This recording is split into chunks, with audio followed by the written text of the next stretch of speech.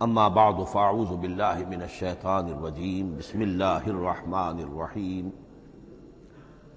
حامیم والکتاب المبین انا جعلناہ قرآنا عربیا لعلکم تعقلون وقال تبارک وتعالی کما ورد فی سورۃ یوسف علیہ الصلاۃ والسلام الف لام را تلک آیات الکتاب المبین انا انزلناہ قرآنا عربیا لعلکم تعقلون وقال عز وجل كما ورد في سورة الزمر قرآنا عربيا غير ذي عوج وقال جل وعلا كما ورد في أول سورة الكهف الحمد لله الذي أنزل على عبده الكتاب ولم يجعل له عوجا صدق الله العظيم رب اشرح لي صدري ويسر لي أمري واحلل عقدة من لساني يفقهوا قولي۔ تعارف قرآن کے ضمن میں جو مباحث پہلی نشست میں مکمل ہو چکے ہیں اس میں ایک کمی رہ گئی تھی، اس کو پورا کر لیجئے۔ قرآن مجید کی 2 آیات کے بارے میں یہ روایت موجود ہے صحیح مسلم میں حضرت عبداللہ ابن مسعود رضی اللہ تعالی عنہ سے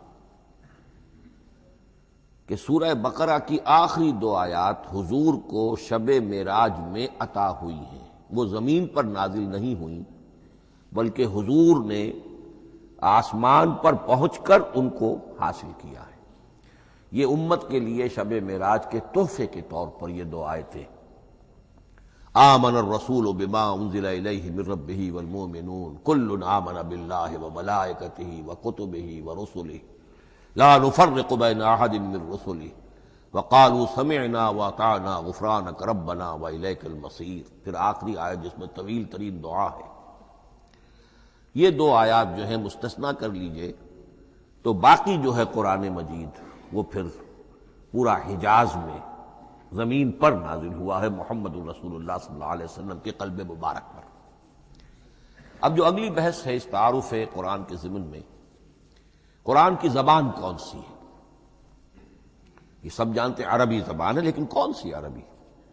عربی کوئی ایک نہیں ہے۔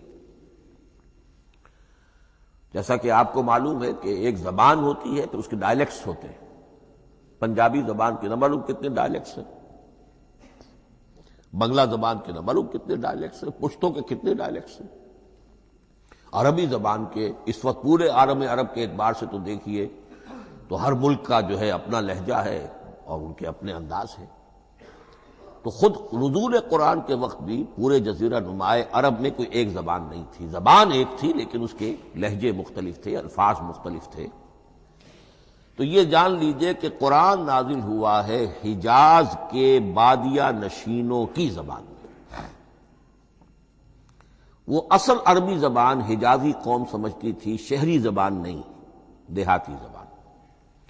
یعنی کہ شہروں میں دوسرے ملکوں کے لوگ آتے جاتے رہتے تھے، خاص طور پر مکہ مکرمہ جو ہے وہ تو چونکہ ایک بہت بڑا تجارتی مرکز تھا۔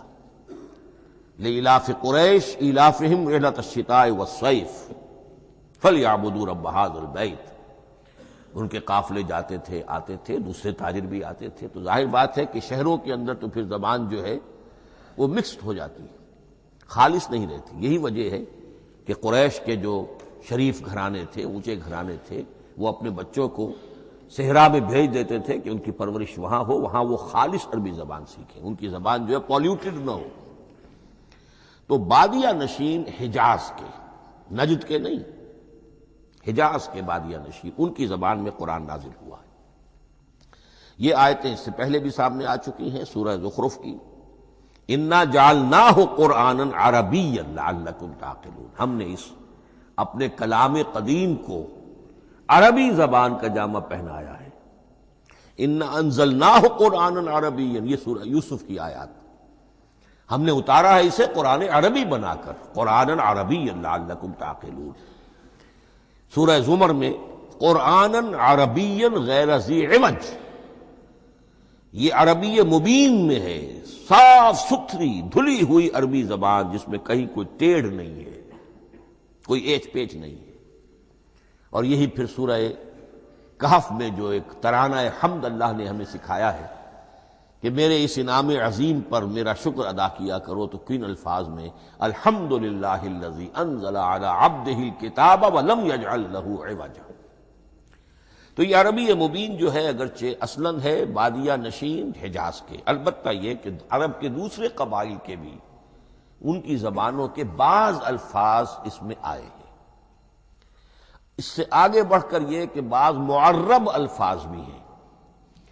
ہندی زبان کا کوئی لفظ اس نے عربی کا جامہ پہن لیا، فارسی زبان کا کوئی لفظ اس نے عربی کا جامہ وہ بھی قرآن میں بعض ہیں، استثناءات ہیں یہ۔ جیسے سنگ گل، یہ فارسی زبان کا لفظ ہے، سنگ گل، وہ سجیل بن کر قرآن مجید میں آ گیا ہے۔ حجارۃ من سجیل، یہ جو الم تر کیف فعل ربک باصحاب الفیل سورہ فیل میں ہے، سنگ گل کا سجیل بنا۔ اس طرح کے کچھ اور الفاظ بھی ہیں، لیکن یہ سمجھیے کہ ایکسیپشنز پروو دی رول، یہ استثناءات ہیں، قاعدہ اپنی جگہ پر قائم رہے گا کہ یہ حجاز کے بدوں بادیہ نشینوں کی جو زبان تھی اس میں قرآن نازل ہوا ہے۔ اس قرآن کے بارے میں، اس کی زبان کے بارے میں جو چند پہلو سامنے رہنے چاہیے، فصاحت اور بلاغت کی معراج، یہ میں بعد میں قرآن کے وجوہ اعجاز پر جب بحث کروں گا کہ یہ کس کس اعتبار سے معجزہ ہے، تو وہاں زیادہ تفصیل سے یہ بات آئے گی کہ عربی زبان کی فصاحت اور بلاغت کی معراج ہے۔ آپ کو معلوم ہے کہ آج بھی دنیا میں یہودی بھی ہیں جن کی مادری زبان عربی ہے، عیسائی بے شمار ہیں جن کی مادری زبان عربی ہے، ان کے ہاں بھی عربی ادب کی چوٹی کی کتاب جو پڑھائی جاتی ہے وہ قرآن ہے۔ یہ انہیں ماننا پڑتا ہے کہ عربی ادب کی جو آخری کتاب ہے، چوٹی کی کتاب ہے، وہ یہی ہے۔ یہودی بھی پڑھائیں گے، جیسے آپ انگریزی زبان پڑھنی ہے سمجھنی ہے تو شیکسپیئر کے بغیر آپ کیسے سمجھیں گے؟ اب وہ تو ایک سٹینڈرڈ ہے۔ اسی طریقے سے یوں سمجھیے کہ عربی زبان عربی ہونے کے اعتبار سے کلام اللہ ہونا اس پر ان کا ایمان نہیں ہے، لیکن یہ کہ عربی زبان کے اعتبار سے اس کی فصاحت اور بلاغت کا لوہا وہ مانتے ہیں۔ پھر اس میں ایک خاص ملکوتی غنا ہے، ڈیوائن میوزک، صوتی آہنگ ہے، عذوبت ہے، مٹھاس ہے۔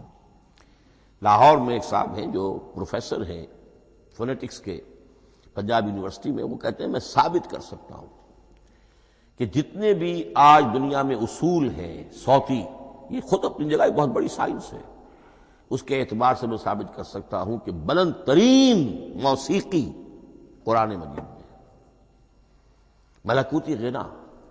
اسی لیے قرآن مجید کو اچھی سے اچھی آواز میں پڑھنے کی تاکید آئی ہے۔ زینوا القرآن باصواتکم، قرآن کو اپنی آوازوں سے مزین کرو۔ اسی طریقے سے من لم یتغن بالقرآن فلیس منا، جو قرآن مجید کو اچھی سے اچھے طریقے پر پڑھنے کی کوشش نہیں کرتا وہ ہم میں سے نہیں ہے۔ اسی طرح کے واقعات بھی ہوئے ہیں۔ حضرت ابو موسیٰ اشعری رضی اللہ تعالی عنہ، وہ بہت خوش الحان تھے، تو ایک روز حضور سفر رات کے وقت کہیں گشت پر تھے، جا رہے تھے ان کے مکان کے قریب سے، تو وہ اس وقت رات کی نماز میں قرآن پڑھ رہے تھے، تو حضور وہاں کافی دیر تک کھڑے ہو کر سنتے رہے۔ ظاہر بات ہے کہ اس وقت کے مکان کیا ہوتے تھے، ایک ایک حجرہ ہوتا تھا، یہ کوئی کئی کنال کی کوٹھیاں تو نہیں ہوتی تھی کہ کیا پتہ چلے ان کے اندر کیا ہو رہا ہے۔ وہ تو حضرت ابو بکر کے مکان کے پاس سے گزرتے تھے تو ان کی تلاوت سنتے تھے، حضرت عمر کے مکان کے قریب سے گزرے ان کی تلاوت سنی، حضرت عمر بلند آواز میں پڑھتے تھے، حضرت ابو بکر بڑی پست آواز میں پڑھتے تھے۔ حضور نے پوچھا کہ تم ایسا کیوں کرتے ہو؟ حضرت عمر نے کہا میں اس لیے کرتا ہوں، زور سے پڑھتا ہوں کہ شیطان بھاگ جائے۔ حضرت ابو بکر نے عرض کیا کہ میں اس لیے پڑھتا ہوں کہ جس کو میں سنا رہا ہوں وہ سنتا ہے، اس کو بلند آواز کی ضرورت نہیں۔ حضور نے کہا کہ ابو بکر تم ذرا اونچی کر لو آواز، اور عمر تم ذرا پست کر لو، ایوریج میں لے آؤ۔ تو بہرحال یہ معاملہ حضور کا صحابہ کے ساتھ ہوتا تھا۔ تو ابو موسیٰ اشعری رضی اللہ تعالی عنہ کی جب قرات آپ نے سنی تو اگلے روز جب ملاقات ہوئی فجر میں، تو آپ نے تحسین فرمائی ان الفاظ میں، یا ابا موسیٰ انک قد اوتیت مزمارا من مزامیر آل داود، اے ابو موسیٰ تمہیں تو اللہ نے آل داؤد کے سازوں میں سے ایک ساز عطا کیا ہے، یعنی حضرت داؤد کے گلے میں جو ساز تھا، خوش الحانی تھی، ان کی آواز نہایت خوبصورت تھی۔ تو اسی طریقے سے اب وہاں کوئی مزمار سے مراد وہ نہیں ہے، آلات موسیقی نہیں، گلے میں جو اللہ تعالیٰ نے رکھا ہے۔ تو انک قد اوتیت مزمارا من مزامیر آل داؤد۔ ایک آخری بات یہ نوٹ کیجئے کہ قرآن مجید کا عظیم ترین احسان ہے عربی زبان پر۔ یہ یوں سمجھیے کہ ایک ستون کی طرح اس زبان کو ٹھہرا دیا ہے، اس کو سٹیبل کیا ہے قرآن مجید۔ آج بھی پوری دنیا میں جسے عرب کہتے ہیں فصیح زبان، لغہ فصحی، وہ ایک ہے، وہ قرآن ہی کی ہے۔ زبانیں بدلتی رہتی ہیں۔ اردو 300 سال پہلے کی دکن میں جب شروع ہوئی، وہ آج آپ پڑھ بھی نہیں سکیں گے وہ کیا اردو تھی ولی دکنی کی۔ پھر وہ کیا اس نے روپ بدلے ہیں، اب وہ اردو کس شکل میں ہے، فارسی کن کن شکلوں میں رہی ہے، مختلف انگریزی کتنی شکلیں بدل گئی ہیں، لیکن عربی قائم ہے۔ اس کے لیے جیسے کہ قرآن مجید میں آتا ہے کہ ہم نے پہاڑ زمین میں گاڑ دیے اس کو سٹیبلائز کرنے کے لیے، ان تمید بکم، تمہیں لے کر زمین ایک طرف کو جھک نہ جائے۔ تو جس طرح یہ پہاڑ جو ہیں سٹیبلائزنگ ایفیکٹ رکھتے ہیں اس زمین کے لیے، اسی طریقے سے قرآن سٹیبلائزر ہے عربی زبان کا۔ اس کے اندر جو ایک ٹھہراؤ اور جماؤ پیدا کیا ہے، یہ قرآن مجید کا احسان عظیم ہے۔ تعارف قرآن کے ضمن میں اگلی گفتگو، قرآن کے اسماء و صفات۔ عربوں کا ایک خاص ذوق تھا، اور ظاہر بات ہے کہ اللہ تعالیٰ نے جب قرآن نازل کیا ہے تو عربوں کے ذوق کو بھی مد نظر رکھا ہے۔ ان کا ذوق کیا تھا؟ جس چیز سے انہیں محبت ہوتی تھی اس کے وہ بہت سے نام رکھتے تھے۔ گھوڑے کے لیے ہزاروں لفظ مل جائیں گے آپ کو، شیر کے لیے 5000 الفاظ مل جائیں، تلوار کے لیے 5000 الفاظ مل جائیں، یعنی اس شے کی جو بھی صفت ہے اس صفت کے اعتبار سے ایک نام، کوئی اور صفت ہے اس صفت کو ایک اور نام۔ تو وہ صفاتی نام، اب جیسا کہ آپ کو معلوم ہے اللہ کے 99 نام صفاتی تو ہے نا، اللہ کی ایک صفت دوسری صفت، اسی کے اعتبار سے اس کے نام ہیں۔ قرآن مجید کے اسماء علامہ جلال الدین سیوطی رحمۃ اللہ علیہ نے 55 شمار کیے، لیکن وہ بھی مکمل نہیں ہے لسٹ، اس لیے کہ اس میں ایک اہم نام برہان یہ شامل نہیں ہے۔ ان میں سے جو اہم اسماء ہے وہ میں آپ کو سنا دیتا۔ القرآن، جس پر گفتگو بعد میں ہوگی، اس لیے کہ سب سے زیادہ ایک رائے یہ ہے کہ یہ تو اس میں جامد ہے، اس میں علم ہے قرآن کے لیے، پراپر ناؤن ہے۔ الکتاب، الذکر، الہدی، النور، الفرقان، کلام اللہ، الوحی، روحا من امرنا۔ پھر اس کی صفات کے اعتبار سے الکریم، الحکیم، العظیم، المجید، المبین، رحمہ، العلی، بصائر، بشرا، بشیر، نذیر، عزیز، قرآن عزیز، بلاغ، بیان، احسن القصص، احسن الحدیث، موعظہ، شفاء، مبارک، مہیمن، قیم، مثانیہ، متشابہ۔ یہ میں نے آپ کو 23 نام بتائے ہیں، لیکن یہ کہ علامہ جلال الدین سیوطی نے 55 گنوائے۔ لیکن جو بحث دلچسپ ہے وہ یہ ہے کہ جو اس کے لیے لفظ القرآن ہے، اس کے معنی کیا ہے اور یہ کس مصدر سے، کس مادے سے یہ لفظ بنا ہے۔ ایک رائے تو یہ ہے کہ یہ اس میں جامد ہے، یہ مشتق نہیں ہے، کسی مادے سے نکلا ہوا نہیں ہے۔ اور یہ بھی آپ نوٹ کر لیجئے، اللہ کے اسماء میں سے بھی ایک نام کو سمجھا جاتا ہے وہ مشتق نہیں ہے، اس میں جامد ہے، اس میں علم ہے، اور وہ ہے اللہ۔ باقی سارے نام صفاتی ہیں، ایک نام، اس لیے اس میں ذات کہتے ہیں، اس کو اس میں ذات۔ لیکن یہ رائے متفق علیہ نہیں ہے، یہ کچھ لوگوں کی رائے ہے۔ ایک رائے یہ بھی ہے کہ یہ بھی اس میں علم نہیں ہے، یہ بھی مشتق ہے الہ سے۔ جیسے حکیم یہ صفت ہے. الحکیم یہ اللہ کا نام ہو گیا. الہ ایک معبود، الالہ معبود برحق، الالہ وہ اللہ بن گیا. ایک رائے یہ.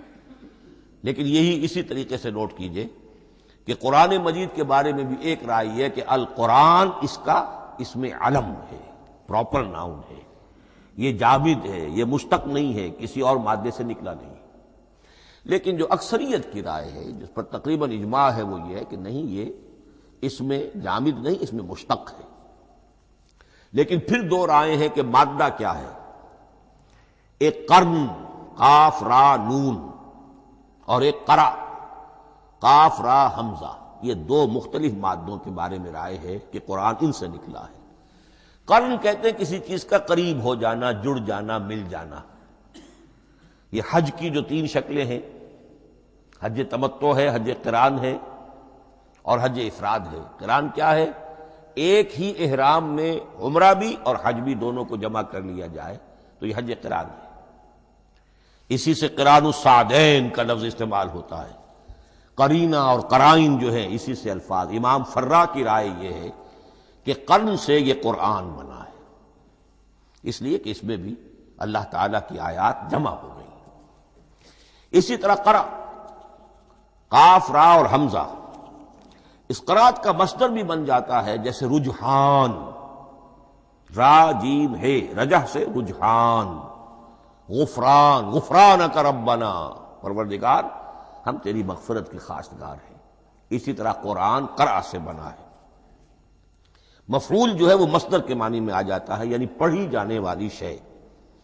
اور ایک قرأ آتا ہے عربی زبان میں، قرأت الماء فی الحوض، میں نے پانی جمع کر لیا حوض کے اندر. بارش ہوئی، میں نے کچھ پانی حوض میں جمع کر لیا. قرأت الماء فی الحوض. اسی سے قریہ کا لفظ بنا. قریہ بستی کو کہتے ہیں جہاں لوگ جمع ہو کر رہتے ہیں، قریہ. تو اس معنی میں یہ قرآن جو ہے یہ جمع ہے اللہ تعالیٰ کی اسماء صفات اور اللہ کی ذات جو ہے اور اس کی آیات کا جامع ہے. یہ ہے لفظ قرآن کی بحث. اگلی بحث اور بڑی اہم ہے اور دلچسپ ہے، قرآن کا اسلوب کلام کس کیٹیگری میں فال کرتا ہے؟ قرآن کیا ہے؟ ایک شے کی تو سختی سے نفی کی اللہ نے، یہ شعر نہیں ہے. وما علمناہ الشعر وما ينبغی لہ، سورہ یاسین. ہم نے شعر تو انہیں سکھایا ہی نہیں، محمد الرسول اللہ کو صلی اللہ علیہ وسلم، اور وہ شعر ان کے شایان شان بھی نہیں. شاعروں کے بارے میں سورہ شعراء میں چونکہ بالعموم شاعروں کے بارے میں جو بات کہی گئی ہے، وَالشُّعَرَاءُ يَتَّبِعُهُمُ الْغَاوُونَ أَلَمْ تَرَ أَنَّهُمْ فِي كُلِّ وَادٍ يَهِيمُونَ إِنَّهُمْ يَقُولُونَ مَا لَا يَفْعَلُونَ إِلَّا الَّذِينَ آمَنُوا. استثناء تو ہے کہ اچھے لوگ بھی ہوتے ہیں، لیکن اکثر و بیشتر شعراء کا معاملہ یہی ہے، ان کی پیروی کرتے ہیں وہی لوگ کہ جو حد سے گزرنے والے ہوتے ہیں، لاؤبالیانہ انداز والے لوگ، غیر سنجیدہ لوگ پیروی کرتے ہیں. خود وہ بھی زمین و آسمان کے قلابے ملاتے ہیں، کبھی ادھر کی بات کبھی ادھر کی بات. اور تیسری بات یہ کہ عام طور پر جو کہتے ہیں وہ کرتے نہیں ہیں. انہم یقولون ما لا یفعلون. تو یہ شعر کی تو نفی کی گئی ہے. قرآن مجید جیسا کہ میں نے آپ کو سنایا تھا سورہ حاقہ کی آیات، انہ لقول رسول کریم وما هو بقول شاعر، یہ شاعر کا کلام نہیں. البتہ ایک بات نوٹ کیجئے، جسے آزاد شاعری، آزاد نظم کہا جاتا ہے، وہ میرا گمان یہ ہے، میں نے چونکہ ان چیزوں کا کوئی تحقیقی مطالعہ نہیں کیا ہے، کہ شاید وہ ہے ہی قرآن سے ماخوذ. آزاد شاعری، اس میں وزن نہیں ہوتا، ردم ہوتا ہے. آزاد شاعری کے اندر ایک ردم ہوتا ہے، وزن نہیں ہے. ایک مصرع اتنا سا، ایک بڑا لمبا چوڑا، لیکن ردم رہے گا. یہ جو آزاد شاعری، بلینک ورس جس کو آپ کہتے ہیں، میرا گمان یہ ہے کہ شاید دنیا میں اس کا رواج قرآن کے بعد ہی ہوا ہو، اور قرآن مجید ہی کی نقالی میں یہ صنف جو ہے ادب کی وہ ایجاد کی گئی ہو. واللہ عالم، میں یہ بات دعوے سے نہیں کہہ سکتا، گمان ہے میرا. البتہ یہ کہ اب اس سے آگے چلیے، شعر نہیں ہے، نثر ہے، لیکن نثر کے اعتبار سے بھی کون سی کیٹیگری میں آئے گی؟ کیا یہ کتاب عام معنی میں جسے ہم کتاب کہتے ہیں وہ کتاب ہے؟ ایک تو وہ بات تھی نا جو اقبال کے حوالے سے میں نے آپ سے کہی، کتابیں نیز چیزیں دیگر است، اس وقت وہ بات نہیں میں کہہ رہا۔ عام کتابوں سے اس کا فرق کیا ہے؟ ایک کتاب ہوتی ہے، اس میں ہر چیپٹر میں ایک بحث مکمل ہو جاتی ہے، اگلے چیپٹر میں پھر لوٹا کر آپ پہلے چیپٹر کی کوئی بات نہیں کریں گے، پھر وہ بات آگے چلے گی، ابواب ہوں گے، ابواب میں مضمون کے مطابق مضمون آگے بڑھتا چلا جائے گا۔ کتاب کا یہ لازمی وصف ہے۔ قرآن مجید عثمانی میں کتاب نہیں ہے، اس میں قصہ آدم و ابلیس 7 جگہ آ رہا ہے، بار بار آ رہا ہے، سورہ بقرہ میں، سورہ اعراف میں، سورہ ہجر میں، سورہ بنی اسرائیل میں، سورہ کہف میں، پھر سورہ طٰہٰ میں، چلتے جائیے، سورہ صاد میں حضرت موسیٰ علیہ السلام کا قصہ کتنی مرتبہ آ رہا ہے۔ تو قرآن مجید اس کتاب کی کیٹیگری، اس کی ڈیفینیشن پر پورا نہیں اترتا۔ دنیا میں جو کتاب کا معیار ہے، عام اس کا جو اسلوب ہے، اس کی جو ڈیفینیشن ہے، ایک شکل ہوتی ہے مجموعہ مقالات، وہ بھی نہیں ہے، اس میں ہر مقالہ اپنی جگہ پر ایک مکمل شے ہوتی ہے، لیکن یہ کہ وہ دوسرے مقالات سے تو مختلف ہوگی، یہ مجموعہ مقالات بھی نہیں۔ اس کا اسلوب جو ہے وہ خطبے کا ہے، اوریشن، اور یہ کہا جا سکتا ہے it's a collection of divine orations, یہ اللہ تعالی کے خطبات کا مجموعہ ہے۔ مختلف اوقات میں خطبے نازل ہوتے تھے حضور پر صلی اللہ علیہ وسلم، اور یہ بھی جان لیجئے کہ عرب میں ادب کی 2 ہی صنفیں تھیں جو معروف تھیں، یا شعر یا خطبہ، یا خطیب ہوتے تھے بڑے شعرا بیان خطیب، اور یا شاعر ہوتے تھے۔ تو یہ جب شعر کے اسلوب پر نہیں تھا تو خطابت کا اسلوب ہے جو اللہ نے اختیار فرمایا، اور ہر موقع پر، ہر مرحلے پر جو خطبہ اس وقت کے حالات کی مناسبت سے نازل ہوا وہ ایک صورت ہے۔ تو یہ ہے کلیکشن آف ڈیوائن اوریشنز، یہ اللہ تعالی کے مجموعہ خطبات الہیہ اسے کہا جا سکتا ہے، لیکن اس سے جو چند نتیجے نکلتے ہیں وہ نوٹ کرنے ضروری ہیں۔ خطبے میں مخاطب اور مخاطب کے مابین ایک ریپور ضروری ہے۔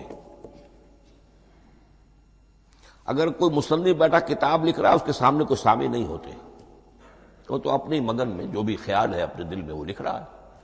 خطبے میں سامنے ہوتے، اگر ان کے درمیان رپورٹ نہ رہے، ہم آہنگی نہ رہے، تو پھر وہ خطبہ غیر مؤثر ہو جائے گا، لوگ جو ہیں ان کو اونگ آنے لگے گی، وہ متوجہ ہی نہیں رہیں گے۔ تو ایک رپورٹ مخاطب اور مخاطب ان کے درمیان۔ دوسرے یہ کہ خطبہ کا ایک وصف لازمی یہ ہوتا ہے کہ ایک واقعاتی پس منظر ہوتا ہے پیچھے موجود۔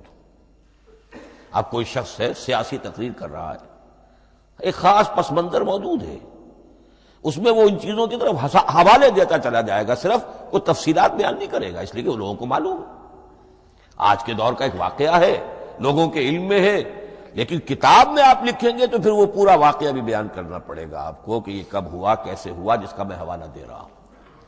لیکن خطبے کے اندر پس منظر جو ہے وہ موجود ہے، اور اس کے حوالے سے صرف جو اشارات اس کی طرف ہو جائیں گے۔ نمبر 3 یہ ہے کہ خطبے میں تحویل خطاب بہت ہوتا ہے۔ تحویل خطاب سے کیا مراد ہے؟ ابھی خطیب آپ سے بات کر رہا ہے، آپ سے مخاطب ہے، اور کسی وقت وہ فلاں کو جو یہاں موجود بھی نہیں ہے، وہ نواز شریف صاحب کو خطاب کرنا شروع کر دے گا۔ بھائی نواز شریف تو یہاں نہیں ہے، لیکن خطاب انداز وہ تو تقریر مقرر ہے، سیاسی تقریر کر رہا ہے، نواز شریف کو چیلنج کر رہا ہے، نواز شریف یہ کر دو گے تو ہم یہ کر دیں گے، اور نواز شریف یہ تم غلط کر رہے ہو، یا بے نظیر تمہارا یہ معاملہ۔ ہاں بے نظیر تو وہاں موجود نہیں، صدر ایوب صاحب کو جو بھی گالیاں دی جاتی تھی تقریروں کے اندر، وہ خود تو وہاں موجود نہیں ہوتے تھے۔ تو اس میں تحویل خطاب نوٹ کرنا پڑتا ہے، ابھی کس سے بات ہو رہی تھی، ابھی کس سے بات ہو رہی تھی۔ قرآن مجید میں آپ دیکھیں گے ایک آیت میں حضور سے خطاب ہے، اگلی آیت میں کفار سے خطاب ہے، اس سے اگلی آیت میں اہل ایمان سے خطاب ہے۔ تو تحویل خطاب جو ہوتا ہے اس کے حوالے سے نوٹ کرنا پڑتا ہے کہ اس وقت اس آیت کا جو رخ ہے کدھر ہے، اس میں کس کو خطاب کیا جا رہا ہے۔ چوتھی بات یہ ہے کہ خطبے میں صرف عقل سے اپیل نہیں کی جاتی، جذبات سے بھی اپیل ہوتی ہے۔ اسی لیے خطابی انداز کہلاتا ہے، خطابی انداز میں لوگوں کے جذبات سے بھی اپیل کی جاتی ہے۔ جبکہ آپ ایک مقالہ لکھ رہے ہوں گے، اس میں جذبات کی بات نہیں آئے گی، ٹھنڈی ٹھنڈی عقلی باتیں، منطقی باتیں، دلیل صغرا کبرا جوڑیے، نتیجہ نکالیے، وہ لوگوں کے سامنے رکھیے، تصنیف ہے۔ لیکن خطبے کے اندر صرف عقل نہیں، جذبات سے بھی اپیل ہوتی ہے۔ اب یہ سارے اوصاف میں جو بیان کر رہا ہوں، یہ سب قرآن مجید میں بتمام و کمال بدرجہ اتم موجود ہیں۔ اور آخری بات یہ کہ خطبے میں، اور یہ کہ یہ چیز مشترک ہے غزل میں بھی اور قصیدے میں بھی اور خطبے میں بھی، اس کا اول و آخر بہت جامع اور مؤثر ہونا چاہیے۔ اسی لیے مطلع مقطع یہ خاص طور پر ہوتے ہیں نا۔ مقطع میں آپ پڑھی ہے سکون گسترانہ بات، جس غزل کا مطلع جاندار ہے اس کو آدمی پڑھے گا، اور اگر وہ مطلع پھسپھسا ہے وہ باقی نظم پڑھے گا ہی نہیں، چاہے آگے اس کے اندر بڑا عمدہ شعر بھی ہو وہ نہیں پڑھے گا۔ مطلع ہی جو ہے بے جان ہے، پھسپھسا ہے۔ پھر مقطع آخری جو شعر ہو، تو قصیدے میں بھی یہ ہے اور خطبے میں بھی یہ ہے۔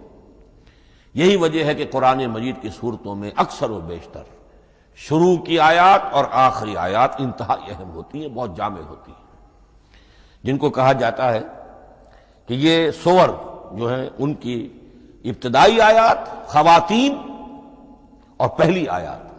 اب سورہ بقرہ کی آیات شروع کی، پھر آخری جو ابھی میں نے آپ کو سنائی، یہی آل عمران کا معاملہ ہے، کس شان کے ساتھ وہ اٹھ رہی ہے۔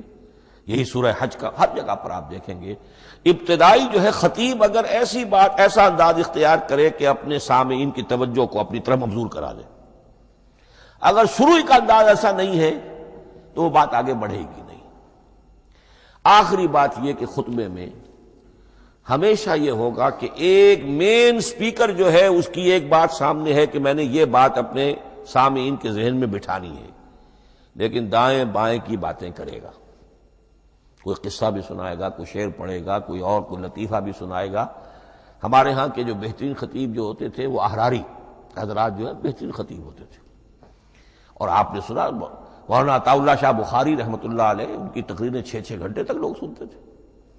وہ کبھی رلا بھی رہے ہیں، کبھی ہنسا بھی رہے ہیں، عام آدمی تنقید بھی کرے گا کہ یہ کیا ادھر ادھر کی باتیں کر رہے ہیں، لیکن وہ پھر جب آخری تقریر ہوتی تھی تو جب تقریر ختم ہوتی تھی، جو بات وہ ذہن میں بٹھانا چاہتے تھے، دل میں اتارنا چاہتے تھے، وہ بیٹھ چکی ہوتی تھی۔ باقی یہ کہ ادھر ادھر کی چیزیں جو ہیں وہ آکسیلری چیزیں ہیں وہ رہتی ہیں۔ یہ ہیں 6 اوصاف خطبات کے، اور قرآن مجید کے اندر بھی یہ اوصاف کم و بیش موجود ہیں۔ قرآن کا اسلوب خطبے کا ہے۔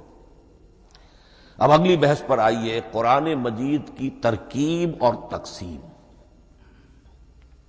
سنتھیسس اور ڈویژنز۔ اب اس میں سمجھیے کہ کلام جو ہے اللہ کا کلام ہے، کلام مرکب ہوتا ہے کلمات سے، کلمات حروف سے بنتے ہیں۔ عربی زبان کے حروف 28 یا 29 ہیں، الف اور حمزہ کو ایک ہی مانیں گے تو 28 رہ جائیں گے، الف علیحدہ حمزہ علیحدہ تو 29 ہو جائیں گے۔ یہ حروف جڑتے ہیں، لفظ بنتے ہیں۔ لفظ محمل بھی ہوتا ہے، لیکن کلمہ وہ کہلاتا ہے جو بامانی لفظ ہو۔ پھر ان کلمات کو آپ جوڑتے ہیں، یہ مرکب توصیفی بن گیا، مرکب اضافی بن گیا، مرکب عددی بن گیا، مرکب جاری بن گیا۔ پھر ان مرکبات کو جوڑ کر فقرہ بنتا ہے، جملہ بنتا ہے، کلام مفید جس کو کہا جاتا ہے۔ قرآن مجید کے اعتبار سے علامہ سیوطی نے مخصوص جو قرآن کی اصطلاحات ہیں ان کے حوالے سے ایک بات کہی ہے، لیکن واقعہ یہ ہے کہ قرآن کی اصطلاحات خود اپنی ہیں، دنیا کی دوسری کسی بھی اصطلاحات پر ان کو قیاس نہیں کیا جا سکتا۔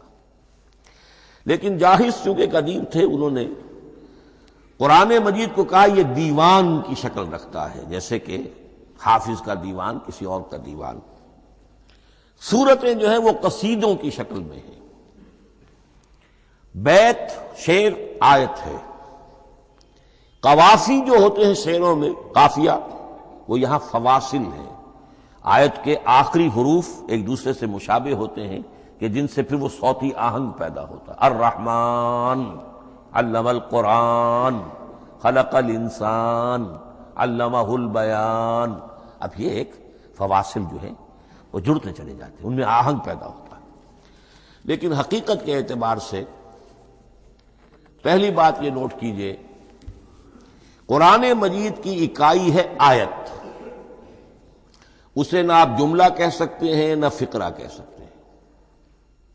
انگریزی میں ہمارا چونکہ بائبل کے لیے بھی جب ورس کا لفظ آ جاتا ہے تو انگریزی تراجم میں، انگریزی تحریروں میں، مقالوں میں ورس قرآن مجید کی آیت کے لیے لفظ آ جاتا ہے، ورس نمبر فلاں، بالکل غلط ہے۔ قرآن کی آیت یہ اس کا اپنی اصطلاح ہے، اپنا مفہوم ہے۔ لغوی مفہوم کیا ہے؟ نشانی، آیت نشانی۔ قرآن کی ہر آیت اللہ کے علم اور حکمت کی نشانی ہے۔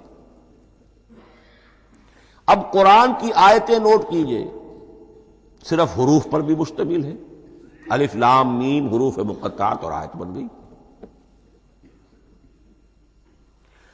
وہ مرکبات ناقصہ پر بھی مشتمل ہے، والعصر مرکب جاری ہے، حرف جار، آیت ہو گئی۔ پورے جملے پر بھی مشتمل ہے، ان الانسان لفی خسر، ایک جملہ ہے، اور 10 جملوں پر بھی مشتمل ہے۔ اللہ لا الہ الا ھو الحی القیوم لا تاخذہ سنۃ ولا نوم لہ ما فی السماوات وما فی الارض الی آخر الآیہ۔ آیت الکرسی کا انالیسس کیجئے، 10 جملے موجود ہیں اس میں۔ تو نوٹ کر لیجئے، یہ چیز توقیفی کہلاتی ہے، یہ کسی گرامر کے اصول پر نہیں ہے، کسی منطق کے اصول پر نہیں ہے۔ آیات قرآنیہ کی تعیین توقیفی ہے، یعنی حضور کے بتانے پر موقوف ہے۔ حضور نے بتایا والعصر، یہ آیت ہو گئی، آیت ہو گئی، ہم آیت مانیں گے۔ الف لام میم آیت ہو گئی۔ قاف حرف ایک ہے، یہ آیت نہیں ہے۔ نون ایک حرف ہے، آیت نہیں ہے۔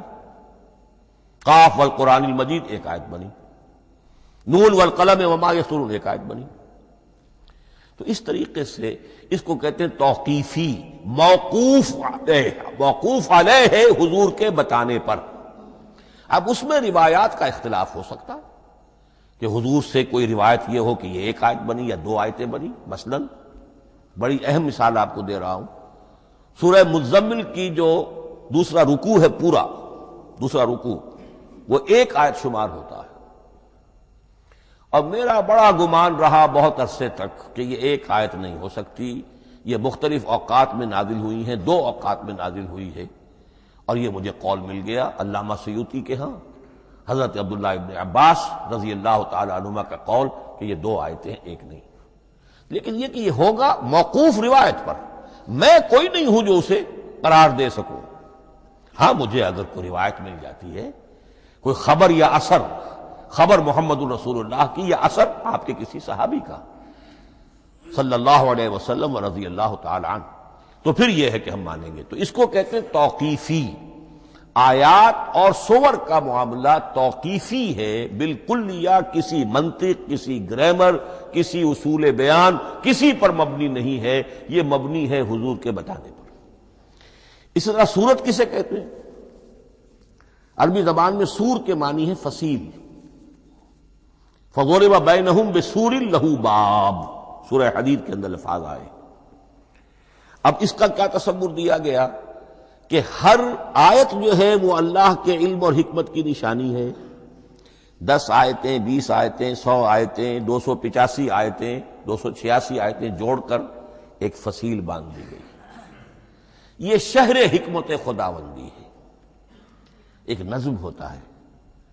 جیسے آپ شہر کا ٹاؤن پلاننگ آج کا تو بہت بڑا فن ہے، بڑی اسپیشلائزیشن ہے، شہر کو پلان کرنا، اس کے اندر کیا کچھ ہونا چاہیے، کس طرح سے ہونا چاہیے۔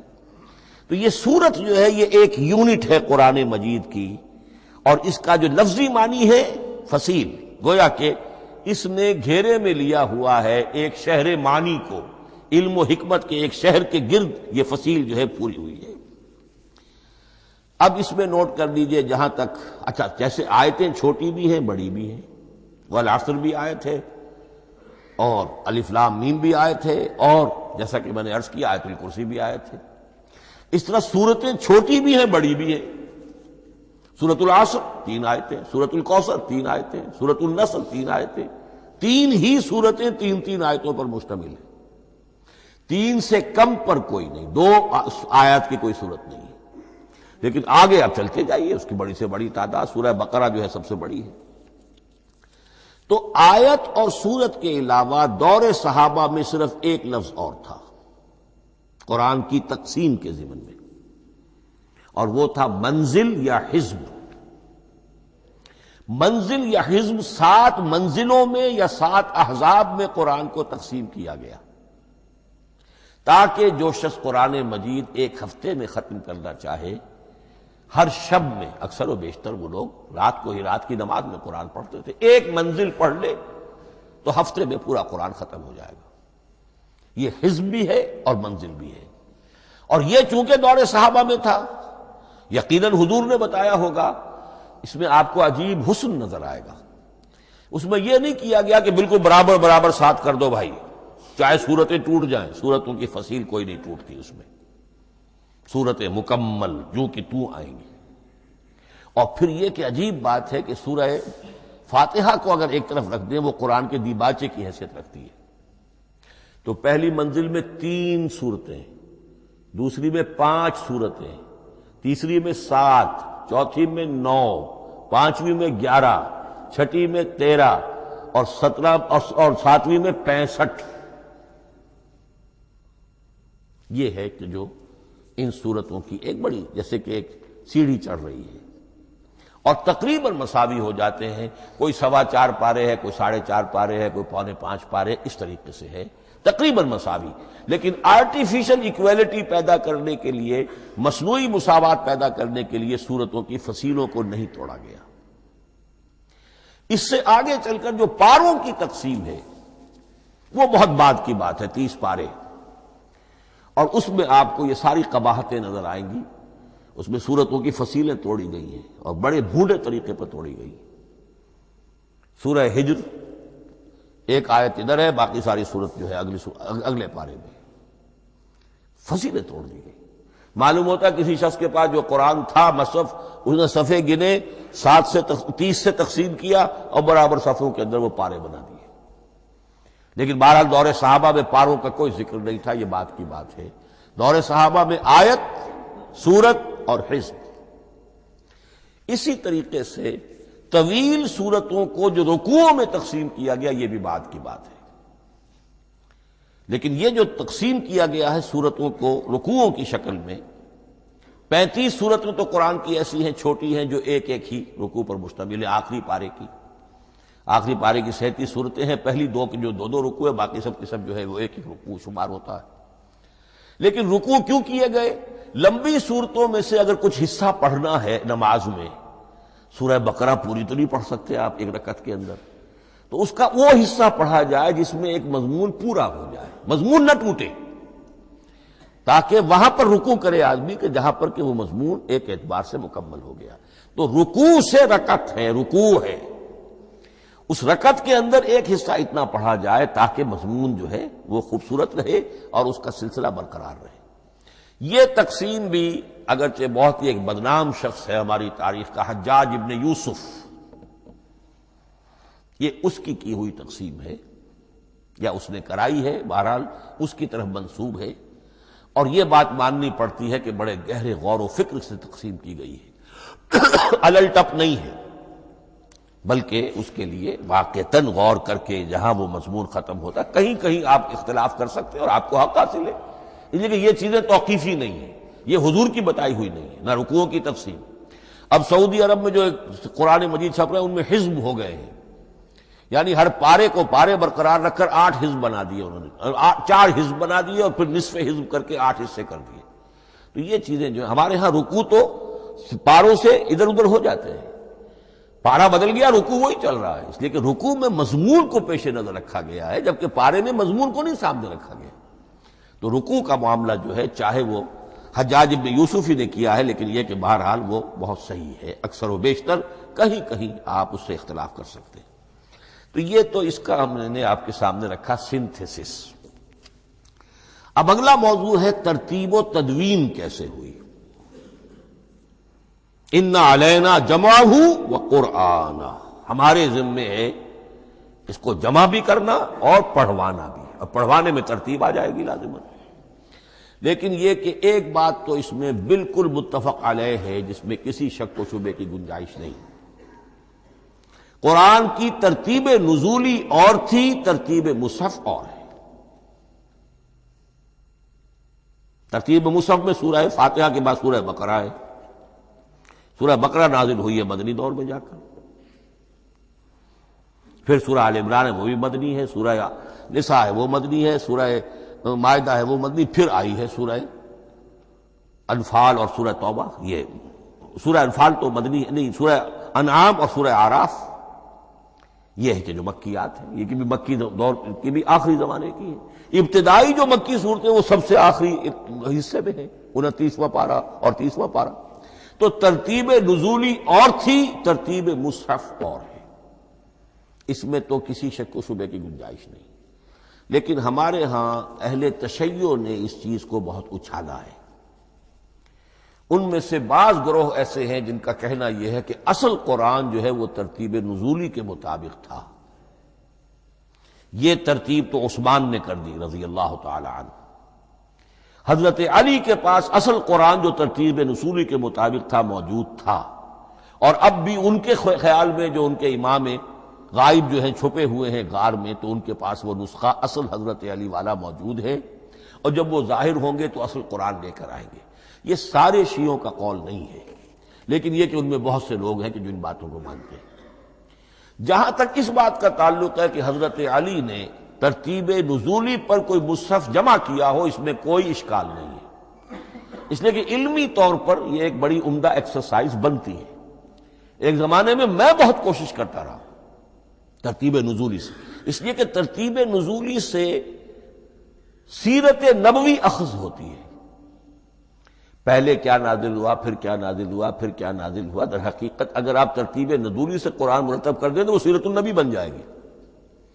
تو اس کو سمجھنے کے لیے ایک زمانے میں نے بڑی محنت کی ہے، لیکن ایک تو یہ کہ وہ یقین سے وہ باتیں ملتی نہیں ہیں، بعض روایات ہیں، لیکن یہ کہ پھر بھی آپ یقین سے نہیں کہہ سکتے۔ اکثر و بیشتر قرآن مجید میں لکھا بھی ہوتا ہے ترتیب کے موٹی موٹی چیزیں معلوم ہیں نزولی ترتیب کی، لیکن یہ ہے کہ یقین کسی بات پر نہیں۔ تو پہلی بات یہ ہے کہ ہمارے نزدیک، اہل سنت کے نزدیک، اصل جو حجت ہے دین میں وہ ترتیب مصحف ہے۔ یہی ترتیب جو اس وقت مصحف عثمان کی ہے رضی اللہ تعالی عنہ، یہی ترتیب ہے لوح محفوظ کی، یہی ترتیب ہے ام الکتاب میں، یہی ترتیب ہے کتاب مکنون میں۔ اب اس کے سمجھیے کہ اس کی تدوین کن مراحل میں ہوئی۔ سب سے پہلے اس کے جو مراحل ہیں 3، خود نبی اکرم صلی اللہ علیہ وسلم کے زمانہ مبارک میں جمع اور ترتیب یہ ہو گئی، لیکن کتابی شکل میں نہیں، ما بین الدفتین نہیں۔ حضور نے لوگوں کو پڑھ کر سنایا، اس ترتیب سے سنایا جس ترتیب سے یہ مصحف میں اب موجود ہے، اور ہر رمضان میں حضرت جبرائیل دورہ کرتے تھے حضور کے ساتھ، جتنا کہ قرآن اس وقت تک نازل ہو چکا ہوتا تھا، اور آخری رمضان مبارک آپ کی حیات طیبہ کا جو تھا اس میں 2 مرتبہ پورے قرآن کا دورہ ہوا۔ تو دورہ قرآن بغیر ترتیب کے تو نہیں ہو سکتا۔ تو یہ ترتیب حضور کی ہوئی ہے، توقیفی ہے، اور حضور ہی نہیں اللہ کی ہوئی ہے۔ یہی ترتیب لوح محفوظ میں، کتاب مکنون میں اور ام الکتاب میں ہے، اور یہ ترتیب حضور دے کر گئے ہیں صحابہ کرام کو۔ حفاظ تھے، کتنے حفاظ جو ہیں جنگ یمامہ میں شہید ہو گئے، تبھی تو خیال آیا کہ اس کو کتابی شکل میں بھی مرتب کیا جائے۔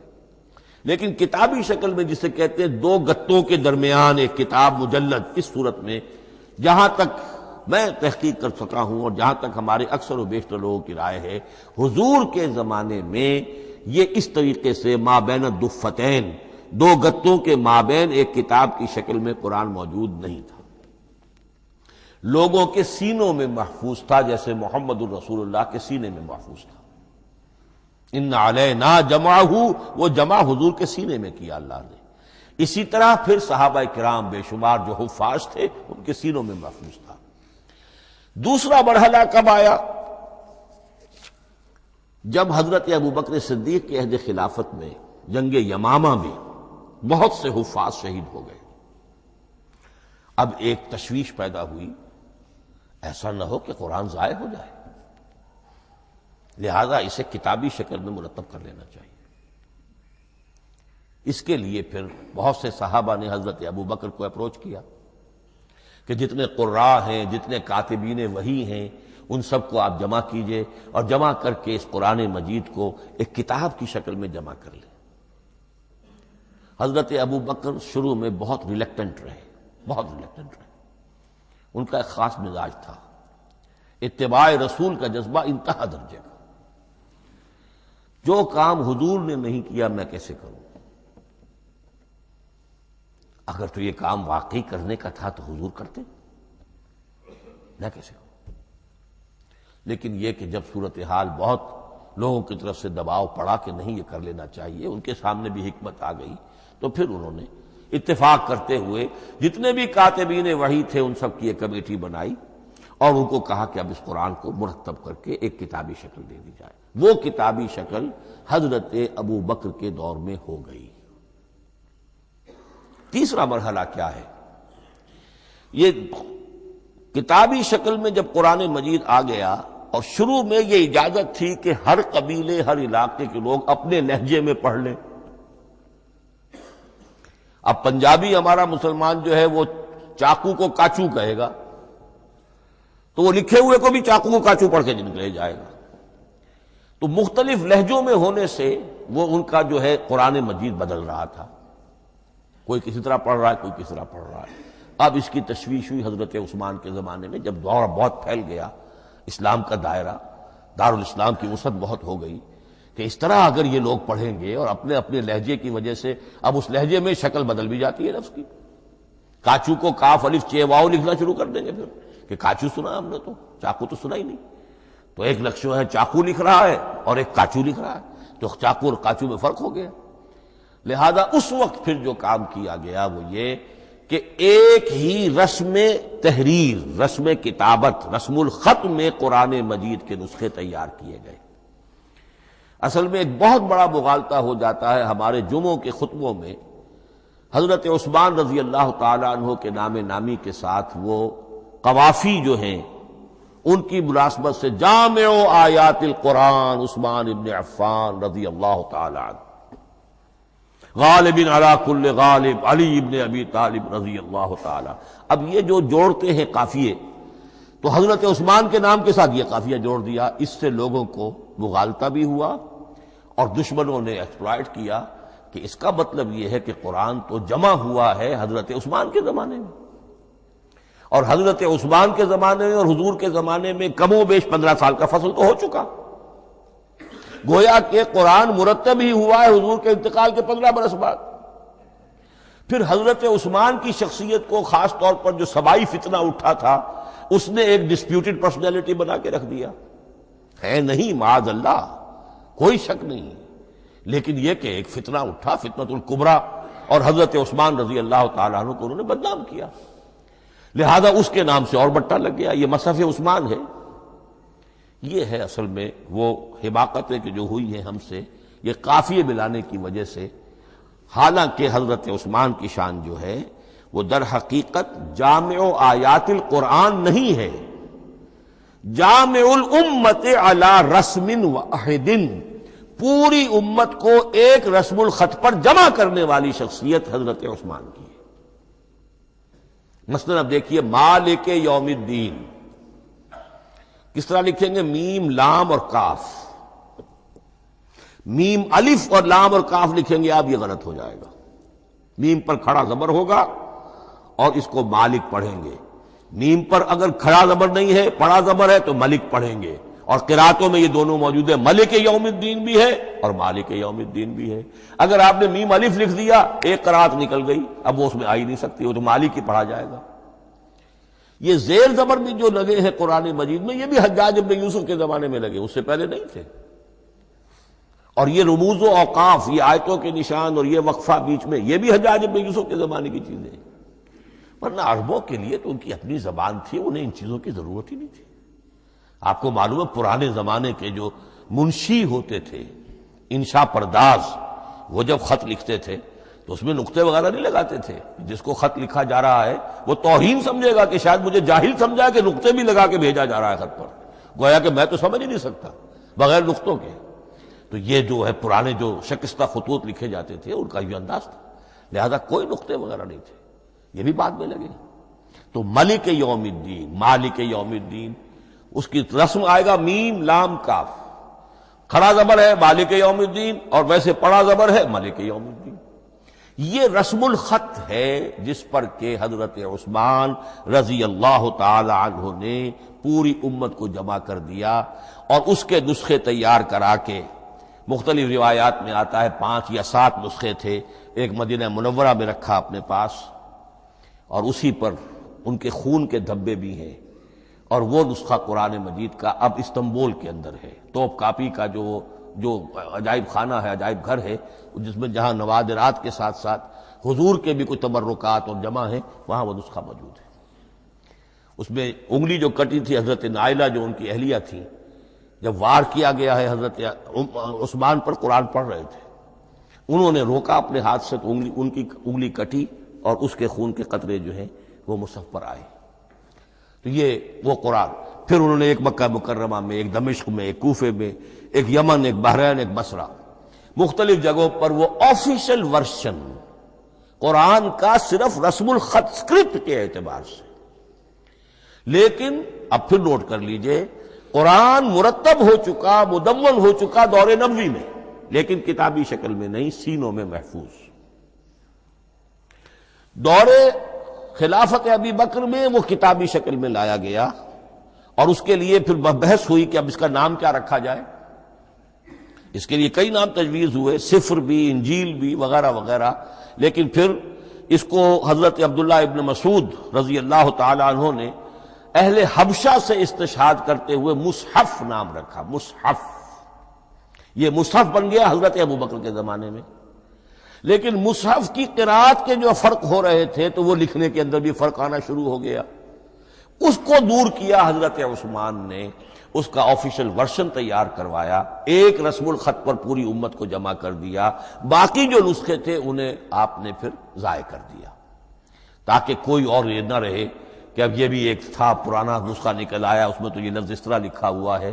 تو جامع الامت علی رسم واحد، ایک ہی رسم الخط پر پوری امت کو جمع کرنے والی شخصیت وہ حضرت عثمان کی ہے رضی اللہ تعالی عنہ۔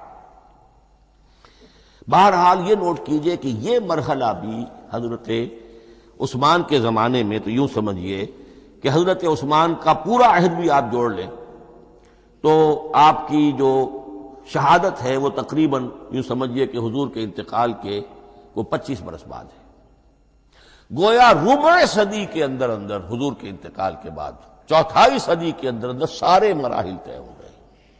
یہی وجہ ہے میں نے شروع میں آپ کو بتایا تھا کہ پوری دنیا یہ مانتی ہے کہ آج جو قرآن مسلمانوں کے پاس ہے یہ ہے وہی جو محمد عربی صلی اللہ علیہ وسلم نے اپنی امت کو دیا تھا۔ یہ دوسری بات ہے کہ ہم سمجھتے ہیں کہ محمد عربی صلی اللہ علیہ وسلم کو یہ اللہ کے کلام کی صورت میں حضرت جبرائیل نے پہنچایا تھا، وہ اس کو نہیں مانتے، لیکن یہ حصہ اس کا ماننے پر مجبور ہے کہ وہ اصل قرآن اپنی اسی انٹیگریٹی کے ساتھ، اپنے پوری پیور، اس کا جو بھی ہے ٹیکسٹ پیور ہے، اور اس کی انٹیگریٹی میں کوئی شک و شبہ کی گنجائش نہیں ہے کہ یہ وہی شے ہے جو محمد نے اپنی امت کو عطا فرمائی تھی صلی اللہ علیہ وسلم۔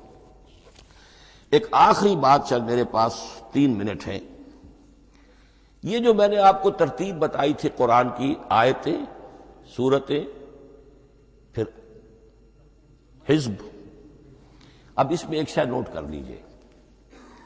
آیت اللہ تعالیٰ کے علم و حکمت کا ایک نمونہ ہے، آیتوں کو جوڑ کر جب سورت بنائی تو آیتوں کے اندر جو ربط ہے، اس ربط آیات سے ایک اور معنی ایک اور حکمت کا دروازہ کھلتا ہے. جیسے موتی ہے، ہر موتی بڑا خوبصورت ہے، لیکن جس ترتیب سے آپ نے پرویا، اس کو دھاگے میں ہار بنایا، اس ترتیب سے اس کا حسن دوبالا ہو جائے گا. ہر موتی کا اپنی جگہ پر ایک حسن ہے، لیکن اس ترتیب کی وجہ سے اس کے حسن کا ایک اور پہلو ظاہر ہوگا. اسی طرح قرآن مجید کی صورتوں میں ربط آیات بہت اہم ہے. ایک مرکزی مضمون ہوتا ہے ہر صورت کا، مرکزی مضمون، عمود، اور اس کے گرد وہ ساری آیتیں اس طریقے سے گھوم رہی ہوتی ہیں، جڑی ہوئی ہوتی ہے، جیسے کہ ایک دھاگے کے اندر پروئے ہوئے موتی ہوتے ہیں کہ جس کی جو ہار کی شکل اختیار کرتے ہیں. دوسری بات یہ، اکثر و بیشتر صورتیں قرآن مجید میں جوڑوں کی شکل میں ہیں. ایک مضمون کا ایک پہلو اس جوڑے کے ایک فرد میں، اور دوسرا پہلو اسی کا دوسرے فرد میں. جیسے معوذتین، دو صورتیں ہیں، مضمون ایک یہ تعوذ، معوذتین. الزہراوین، سورہ بقرہ سورہ آل عمران کو کہا گیا الزہراوین، حضور نے فرمایا دو نہایت تابناک صورتیں، بڑی روشن صورتیں. جیسے آپ دیکھیں گے یا ایھا المدثر یا ایھا المزمل قم اللیل الا قلیلا یا ایھا المدثر قم فانذر. ایک ہی طرح کا اٹھان ہے، حضور سے خطاب ہو رہا ہے.